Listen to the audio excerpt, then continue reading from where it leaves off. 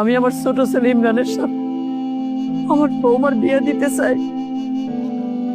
আমার বৌমা যতদিন বাইসা থাকবো এই বাড়িতে ইমরানের বউয়ের পরিচয়েই থাকবো। আল্লাহর দোহাই লাগে আম্মা, আপনি এই কথা কইেন না। আসসালামু আলাইকুম। ওয়ালাইকুম আসসালাম। আব্বা তোর শাশুড়ি কো? আছে ভিতর। আমি তোরে নিতে আইছি, চল। না আব্বা, আমি আমার স্বামীর বাড়ি ছেড়ে কোথাও যাবো না। আমি আমার বাকি জীবনটা এই বাড়িতেই থাকতে চাই। না, তুই এই বাড়িতে থাকবি না, আমি তোরে নিয়ে যাবই। বেই, আপনি এসব কি বলতেছেন? বৌমার আপনি নিয়ে যাবেন কেন? বিয়াই, বোঝার চেষ্টা করেন। জামাই বাবাজি মরে গেছে, আমার মেয়েটা আপনার বাড়িতে কিসের ভরসায়, কিসের আশায় থাকবে বলেন? স্বামী মরে গেলে মেয়ে গো শ্বশুর বাড়িতে কোনো দাম থাকে না। এইখানে থাকলে তো আমার মেয়েটা তিলে তিলে শেষ হয়ে যাব।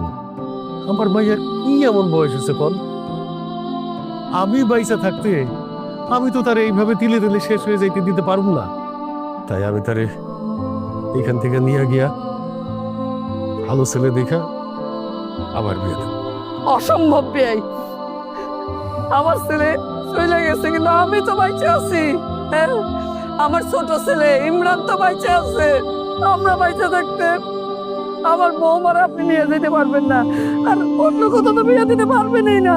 তা ওই ভাইজান ভাবির অনেক ভালোবাসতো, ভাবির এই বাড়ি থেকে নিয়ে অন্য কোথাও বিয়া দিয়েন না। ভাবি যদি এই বাড়িতে থাকে তাহলে আমার কাছে মনে হইব আমার ভাইজানও আছে। কিন্তু আমার মাইয়া এই বাড়িতে থাকলে আশেপাশের মানুষ তো তারে বিধবা কইব, অপয় কইব, অলক্ষী কইব।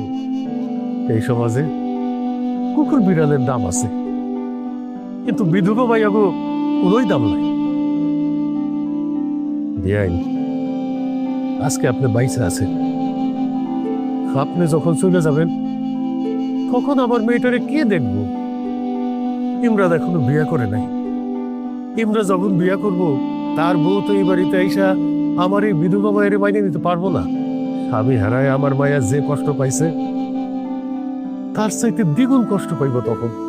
স্বামী মইরা যাওয়ার পরে আমার মাইয়ার তো এই বাড়ির সাথে সব পরিচয় মুছে গেছে, কোন পরিচয় সে থাকবো? ইমরানের বউয়ের পরিচয়ে এই বাড়িতে থাকবো।